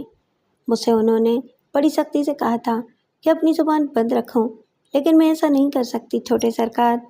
میں اس گھر کی عزت کو خاک میں ملتے ہوئے نہیں دیکھ سکتی۔ آخر ہوا کیا ہے؟ کاشف پریشان ہو گیا۔ ابھی تو شاید ابتدا ہی ہوئی ہے، لیکن جب ابتدا اتنی خوفناک ہو تو انجام کتنا خوفناک ہوگا۔ تم میرا دل ہلائے دے رہی ہو۔ بات یہ ایسی ہے چھوٹے سرکار، میں اکیلی تو کچھ نہیں کر سکتی۔ بہت سوچ سمجھ کر میں نے آپ سے بات کرنے کے بارے میں سوچا۔ آپ کی وجہ سے مجھے کبھی کوئی نقصان نہیں پہنچ سکتا۔ کاشف اچانک مسکرا پڑا۔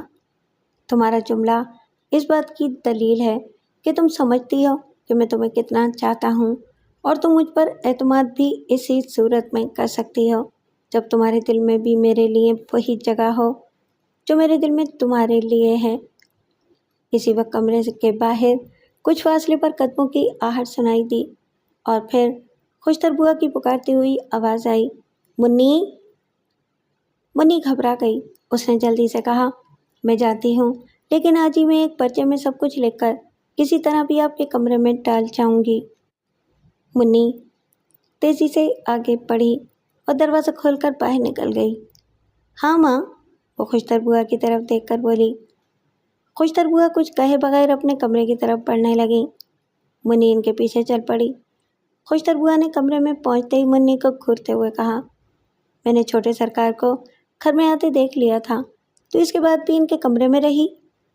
کچھ چیزوں کی صفائی رہ گئی تھی ماں، لیکن جب چھوٹے سرکار آ گئے تھے تو تجھے وہاں سے آ جانا چاہیے تھا۔ منی نے اس طرح سر جھکا لیا جیسے اپنے ایسا نہ کرنے پر نادم ہو۔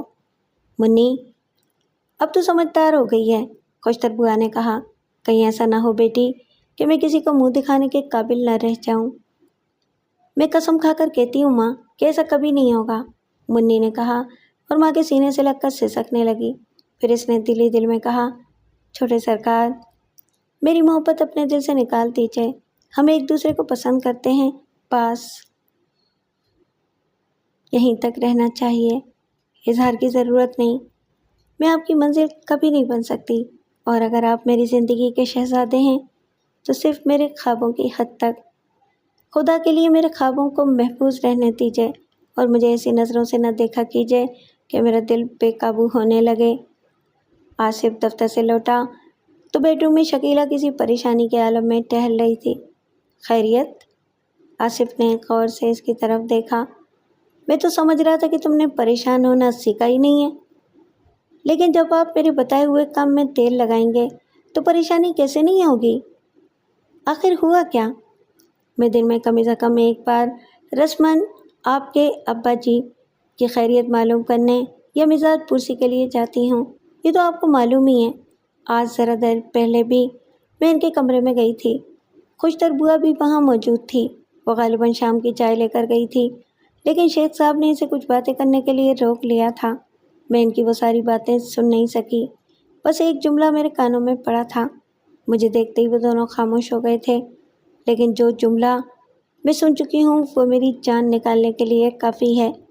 شیخ صاحب فرما رہے تھے کہ صحت مند ہونے کے بعد اب وہ اس راز کو راز میں نہیں رکھیں گے۔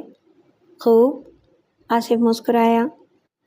آپ مسکرا رہے ہیں اور میری جان پر بنی ہوئی ہے، شکیلہ نے جھنجھلائے ہوئے انداز میں کہا۔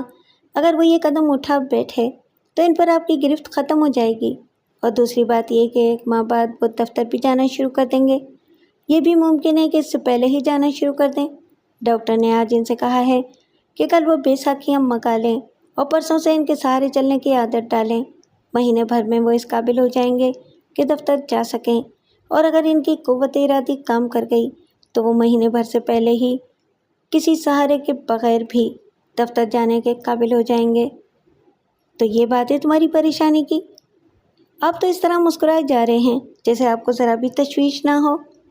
اگر آپ نے وہ کام کر ڈالا ہوتا تو آپ کے ابا جی کا وہ راز افشا ہو جانے سے ہماری صحت پر کوئی اثر نہیں پڑتا۔ پر وقت کام ہونے کو اچھا شگون سمجھا کرو۔ کیا مطلب؟ بھائی میں وہ کاغذات کسی ایسے اعتماد کے وکیل ہی سے تیار کروا سکتا تھا کہ بات قبل از وقت نہ پھیل جائے، اسی لیے دیر ہوتی رہی۔ آج میں وہ کاغذات تیار کروا لایا ہوں۔ واقعی؟ شکیلہ کا چہرہ مسرت سے چمک اٹھا۔ دیکھو، آصف نے بریف کیس کھول کر اس میں سے 3 فائلیں نکالتے ہوئے کہا۔ ان میں وہ دفتری کاغذات ہیں جو میں ہر ماہ ابا جی سے دستخط کروانے لایا کرتا ہوں۔ آج ان کاغذات کے بیچ میں وہ 2 کاغذ بھی لگے ہوئے ہیں، دیکھو۔ آصف نے ایک فائل کھول کر اسے ایک جگہ سے کھولا اور شکیلہ کو تھما دیا۔ ٹائپ کیے ہوئے دونوں کاغذ شکیلہ نے بڑی توجہ سے پڑھے، لیکن پھر اس کے چہرے پر تشویش کے آثار نمودار ہو گئے۔ آپ کو یقین ہے کہ وہ ان کاغذات پر دستخط کر دیں گے؟ بیماری سے پہلے تو کبھی ایسا نہیں ہوتا تھا کہ ابا جی پڑھے بغیر کسی کاغذ پر دستخط کریں، لیکن کافی عرصے سے ان کی یہ حالت ہو گئی ہے کہ زیادہ دستخط کرنے کے بعد ان پر گھبراہٹ سی طاری ہونے لگتی ہے۔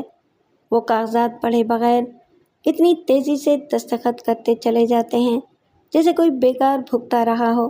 اس لیے میں تینوں فائلوں میں سے وہ فائل جس میں یہ کاغذات دوسرے کاغذات کے بیچ میں لگے ہوئے ہیں، دونوں فائلوں کے بعد ان کے ہاتھ میں دے دوں گا۔ اگر ان کی نظر ان کاغذات کی تحریر پر پڑی گئی تو؟ اب تو میں خفقان ہونے لگا ہے۔ مجھے تو ذرا بھی دھڑکا نہیں ہے کہ ان کی نظر پڑے گی، اور یہ تو تم جانتی ہی ہو کہ میں اس وقت ان کے بالکل قریب ہی ہوتا ہوں۔ اگر مجھے ذرا بھی شبہ ہوا کہ وہ دستخط کرنے سے پہلے ان کاغذات کی تحریر پر نظر ڈالنا چاہتے ہیں تو میں جلدی سے دونوں کاغذ فائل میں سے کھینچ کر الگ کر دوں گا اور ان سے کہہ دوں گا کہ یہ کاغذ فائل میں غلطی سے آ گئے ہیں جن پر ان کے دستخط کی ضرورت نہیں ہے، اور اس طرح ہمارا منصوبہ ناکام ہو جائے گا۔ وقتی طور پر تو ناکامی ہو جائے گا، لیکن پھر کوئی دوسری صورت سوچنا ہی پڑے گی۔ شکیلہ جو چند لمحوں کے لیے خوش نظر آئی تھی پھر پریشان نظر آنے لگی۔ گھبراؤ نہیں، سب ٹھیک ہو جائے گا، آصف نے فائلیں بریف کیس میں رکھتے ہوئے کہا۔ تو انہیں رکھ کیوں رہے ہو؟ جا کے دستخط کرواؤ، شکیلہ بولی۔ تم پر وحشت طاری ہو گئی ہے۔ ہمیشہ یہ ہوتا رہا ہے کہ میں رات کے کھانے کے بعد ہی ابا جی کے پاس جا کے دستخط کرواتا ہوں۔ اگر آج ابھی سے کاغذات لے کر ان کے پاس پہنچ گیا تو ان کے ذہن میں یہ سوال ضرور ابھرے گا کہ آخر آج یہ خلاف معمول بات کیوں؟ شکیلہ چپ ہو گئی۔ شیخانی جی نے ٹیلی فون پر بڑے خشک لہجے میں کہا، میں تم سے بہت پہلے کہہ چکی ہوں مکرم کہ مجھے کبھی فون مت کرنا۔ آج اچانک مجبوری ایسی آ پڑی ہے۔ دوسری طرف سے مکرم نے کہا، مجھے اندازہ بھی ہے کہ رات کے 9 بجے کا وقت تو کھانے کے لیے بہت ہی غیر مناسب ہے، لیکن ضروری تھا کہ اسی وقت فون کروں۔ مجھے کل دوپہر تک 3 لاکھ روپوں کی ضرورت ہے۔ ناممکن، شیخانی جی نے دھیمی لیکن مضبوط آواز میں کہا، میں نے ابتدا ہی میں تم سے کہہ دیا تھا کہ جو ماہانہ طے ہو گیا ہے ہمیشہ اسی پر قناعت کرنا، لیکن آج تم نے اچانک 6 گنا بڑی چھلانگ لگائی ہے۔ اس کے بعد تمہاری ہمت اور بڑھے گی۔ بلکہ بڑھتی ہی رہے گی، لہٰذا میں ابتدائی میں اتنے آگے جانے کے لیے تیار نہیں کہ آخر کار شیخ صاحب کا قدم مکمل تباہی کے دہانے تک چلا جائے۔ تم غلط سوچ رہی ہو، 3 لاکھ کے اس مطالبے کو آخری بار سمجھو۔ میں نہیں مان سکتی۔ سمجھنے کی کوشش کرو، مکرم نے جھلائے ہوئے انداز میں کہا۔ میں اس وقت بڑی مصیبت میں ہوں، اور اگر میں اس مصیبت سے نہ نکلا تو پھر تمہیں بھی تباہ کیے بغیر نہیں چھوڑوں گا۔ کر دینا تباہ۔ شیخانی جذباتی ہو گئیں۔ میں شیخ صاحب کی خاطر خودکشی کر لوں گی۔ اس طرح مرغی کھانے کی کوشش میں تم انڈوں سے بھی جاؤ گے۔ مجھے اور کچھ نہیں سنا، تمہارا جو دل چاہے کرو، میں تمہارا مطالبہ ماننے کے لیے ہرگز تیار نہیں۔ شیخانی جی نے دھڑ سے ریسیور رکھ دیا۔ ہلکے سے ٹھنڈے موسم کے باوجود ان کے چہرے پر پسینے کے قطرے چھلکنے لگے تھے۔ شاید اب وقت پورا ہو ہی گیا، وہ زیر لب بڑبڑائیں۔ اپنی حالت سنبھالنے کی کوشش کرنے کے بعد وہ یہ دیکھنے شیخ صاحب کے کمرے میں پہنچی کہ خوشتر بوا انہیں کھانا کھلا چکی یا نہیں۔ اب تو چائے پی رہا ہوں، شیخ صاحب نے ان کے استفسار پر مسکراتے ہوئے کہا۔ اور اب تم بھی مسکرانا سیکھو شیخانی، میں مہینے بھر میں بالکل تندرست ہو جاؤں گا اور پھر سب ٹھیک ہو جائے گا۔ آپ نے اپنا ریوالور کہاں رکھا ہے؟ شیخانی جی نے پوچھا۔ کیوں؟ شیخ صاحب چونکے۔ جب سے آپ بیمار پڑے ہیں اس کی صفائی وغیرہ میں نہیں ہوئی ہے، اب آپ تندرست ہونے والے ہیں تو میں نے سوچا کہ اسے صاف واف کر کے رکھ دوں۔ اوہ، شیخ صاحب نے طویل سانس لی۔ میں تو ڈر گیا تھا کہ تم نے کہیں اپنی دلہن بیگم کو ٹھکانے لگانے کا پروگرام تو نہیں بنا لیا۔ شکر ہے کہ اب آپ کی فکر مندی بھی دور ہوئی اور مذاق کرنے کی بھی سوچنے لگی۔ ہاں شیخانی، اب سب کچھ ٹھیک ہو جائے گا، شیخ صاحب نے کہا، اور پھر یہ بھی بتایا کہ بیڈ روم میں انہوں نے ریوالور کہاں رکھا تھا۔ جب ان پر فالج کا اٹیک ہوا تھا تو انہیں اپنی خوابگاہ کے بہت زیادہ سامان سے وحشت ہونے لگی تھی، اور انہوں نے اپنے لیے ایک ایسا کشادہ کمرہ منتخب کر لیا تھا جہاں زیادہ سامان نہیں تھا۔ صفائی کر کے وہیں رکھ دینا، شیخ صاحب نے ریوالور کے بارے میں کہا۔ ظاہر ہے، شیخانی جی نے مسکرانے کی کوشش کی، اسے اچار ڈالنے کے لیے باورچی خانے میں تو نہیں بھجوا دوں گی۔ کس چیز کا اچار ڈالنا ہے اماں جی؟ آصف نے کمرے میں داخل ہوتے ہوئے پوچھا۔ یوں ہی کوئی بات ہو رہی تھی، شیخانی جی نے ٹالنے کے لیے کہا، اور پھر پہلے ہی کی طرح سنجیدہ نظر آنے لگیں۔ اسی وقت منی بھی کمرے میں داخل ہوئی۔ شیخ صاحب نے خوشتر بوا سے کہا تھا کہ وہ ان کے سر میں تیل ڈالنے کے لیے منی ہی کو بھیج دیا کرے، اس کے نرم ہاتھوں سے انہیں زیادہ سکون ملتا تھا۔ کیا دستخط کروانے آئے ہو؟ شیخ جی نے آصف کے ہاتھ میں فائلیں دیکھ کر پوچھا۔ جی ہاں ڈیڈی۔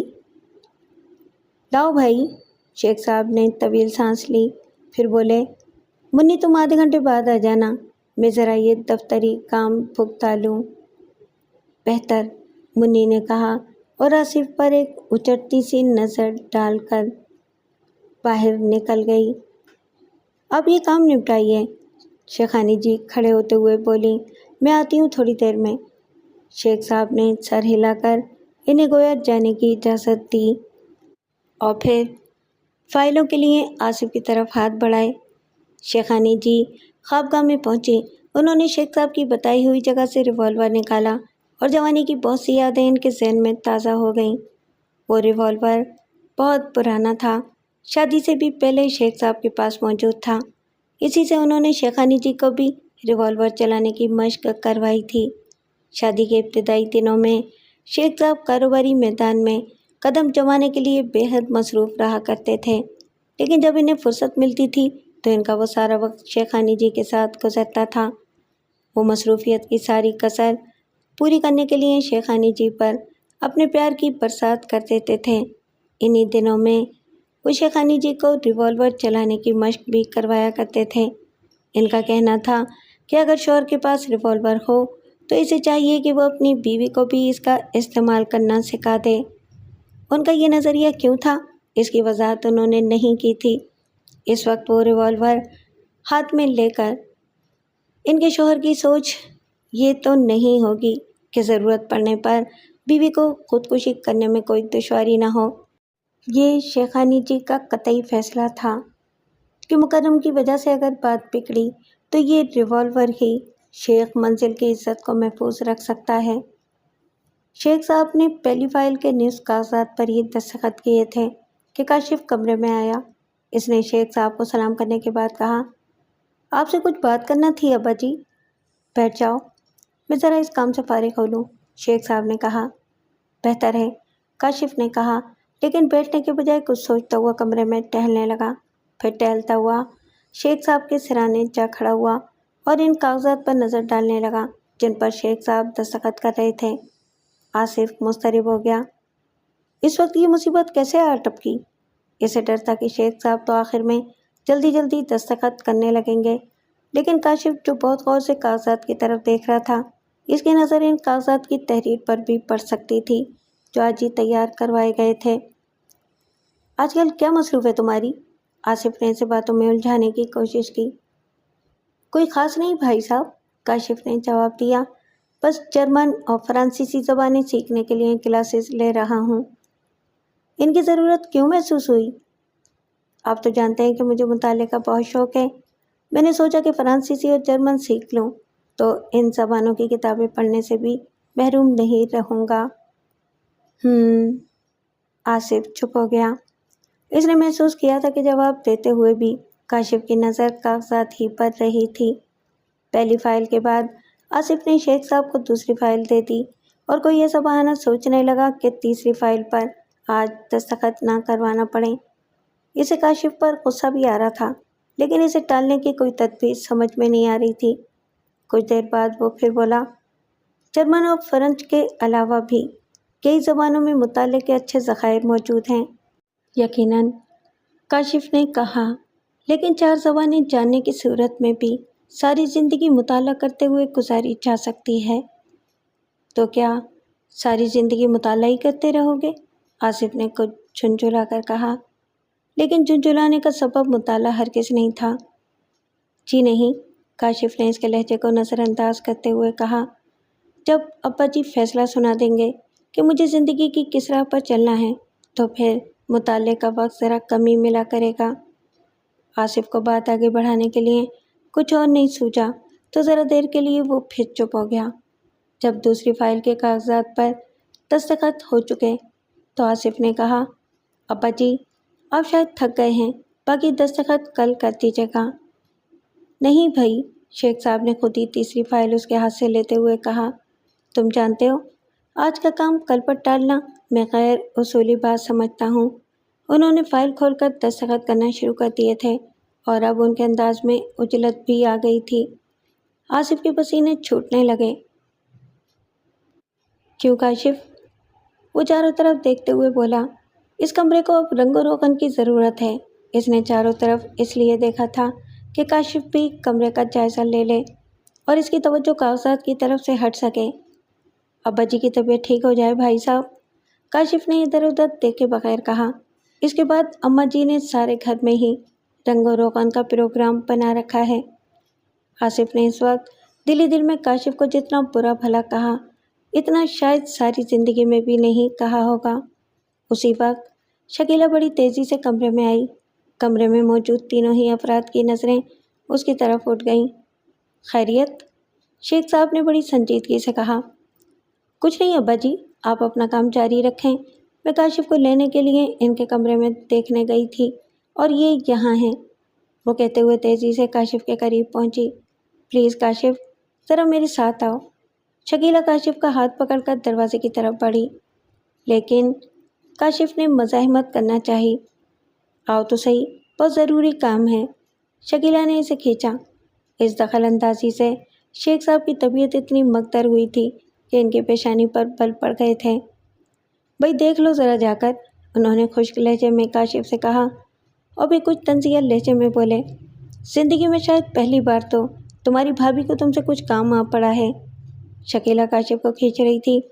کاشف جانا نہیں چاہتا تھا، لیکن شیخ صاحب کی بات نظر انداز کرنا بھی اس کے لیے سوء ادب ہوتا۔ وہ بے بسی سے شکیلہ کے ساتھ کھنچتا چلا گیا۔ آصف نے دل ہی دل میں شکیلہ کی ذہانت کو زبردست خراج تحسین پیش کر ڈالا۔ وہ سمجھ گیا تھا کہ شکیلہ کہیں سے یہ صورتحال دیکھ رہی ہوگی، لہٰذا اس نے کاشف کو وہاں سے ہٹانے کے لیے کسی کام کا بہانہ تلاش کر لیا تھا۔ وہ کاشف کو کمرے سے نکال لے جانے میں کامیاب ہو گئی اور آصف نے سکون کا سانس لیا۔ منی کے ذہن میں یہ بات بہت دن سے تھی کہ شکیلہ بڑا سازشی دماغ رکھتی ہے اور آصف اس کے اشارے پر ناچتا ہے، لہٰذا جب وہ شیخ صاحب کے سر میں تیل لگانے کے لیے گئی اور کاغذات پر شیخ صاحب کے دستخط کروانے کا معاملہ اس کے سامنے آیا تو اس کے ذہن میں یہ شبہ کلبلانے لگا تھا کہ شکیلہ کے کہنے پر آصف شیخ صاحب سے کسی ایسے کاغذ پر دستخط نہ کروا لے جو بعد میں شیخ صاحب کے لیے کسی پریشانی کا سبب بن جائے۔ جب شیخ صاحب نے ان سے کہا تھا کہ وہ آدھے گھنٹے بعد آئے تو وہ وہاں سے نکل کر تیزی سے کاشف کے کمرے میں پہنچ گئی تھی۔ اوہو، اس وقت؟ کاشف کے لہجے میں مسرت آمیز حیرت تھی۔ جلدی کیجیے چھوٹے سرکار، آپ فوراً شیخ صاحب کے کمرے میں پہنچیے۔ منی کے لہجے میں اتنی پریشانی تھی کہ کاشف بھی پریشان ہو گیا تھا۔ منی نے اسے اپنی پریشانی کی وجہ بتائی تھی اور کاشف فوراً ہی شیخ صاحب کے کمرے کی طرف روانہ ہو گیا تھا۔ شاید اس نے سوچا ہو کہ اس قسم کے معاملات میں عورت کی چھٹی حس اکثر صحیح وقت پر بیدار ہوتی ہے۔ شیخ صاحب جس نئے کشادہ کمرے میں تھے وہاں کئی مقام سے جھانک کر دیکھا جا سکتا تھا۔ منی تیزی سے ایک ایسے ہی مقام پر پہنچ کر کمرے سے جھانکنے لگی تھی۔ کاشف شیخ صاحب کے سرانے پہنچ چکا تھا اور منی نے آصف کے چہرے سے اندازہ لگا لیا تھا کہ اسے کاشف کی موجودگی کھل رہی ہے۔ اس نے کاشف کا دھیان بٹانے کے لیے جو باتیں کی تھیں ان سے منی کو یقین ہونے لگا تھا کہ دال میں کچھ کالا ضرور ہے۔ وہ خوش ہونے لگی تھی کہ اب کاشف کی وجہ سے کوئی گڑبڑ نہیں ہو سکے گی، لیکن اس وقت اسے اپنی جان نکلتی محسوس ہوئی جب شکیلہ کسی کام کے بہانے سے کاشف کو وہاں سے نکال لے گئی۔ اسی وجہ سے منی کا شبہ یقین میں بدل گیا تھا کہ کوئی گڑبڑ ضرور تھی۔ شکیلہ نے پہلے کبھی اتنے بے تکلفانہ انداز میں کاشف سے اپنے کام کے لیے نہیں کہا تھا۔ منی بڑی بے بسی سے کمرے میں جھانکتی رہ گئی۔ اس نے یہ بھی محسوس کیا کہ آصف کچھ پرسکون نظر آنے لگا تھا۔ کاش میں اس وقت کچھ کر سکتی، منی نے سوچا۔ اسی وقت شیخ صاحب نے اچانک فائل بند کر دی اور آصف سے بولے، میرا موڈ اچانک خراب ہو گیا ہے، اب باقی دستخط کل رات کو کرا لینا۔ منی کا دل خوشی سے اچھل پڑا۔ لیکن ابا جی، آصف پریشان ہو کر بولا، یہ دستخط تو بہت ضروری ہیں۔ ذرا دیر پہلے تو تم نے کہا تھا کہ اگر میں تھک گیا ہوں تو باقی دستخط کل کر دوں۔ شیخ صاحب نے اسے گھور کر دیکھا۔ وہ جی ہاں، آصف سٹ پٹا گیا۔ دراصل اس وقت تو خاصے کاغذات باقی تھے، اب تو تھوڑے سے رہ گئے ہیں۔ ٹھیک ہے، شیخ صاحب نے بیزاری سے کہا، جو بھی رہ گیا ہے وہ اب کل رات کے کھانے کے بعد دیکھا جائے گا۔ بہتر، آصف نے دھیرے سے کہا۔ شیخ صاحب نے تینوں فائلیں اس کی طرف بڑھا دیں۔ آصف فائلیں لے کر دروازے کی طرف جانے لگا۔ منی کا دل خوشی سے باغ باغ ہو گیا تھا اور اب اسے یہ جاننے کی فکر ہو گئی تھی کہ شکیلہ آصف کو کہاں لے گئی تھی۔ وہ تیزی سے مڑی۔ اسے خیال تھا کہ شکیلہ کاشف کو اپنے کمرے کی طرف لے گئی ہوگی۔ وہ اسی طرف جا رہی تھی، لیکن پھر دفتن اس کے قدم رک گئے۔ اس وقت وہ شکیلہ کے کمرے کے دروازے سے کان لگا کر سنگن لینے کی کوشش نہیں کر سکتی تھی۔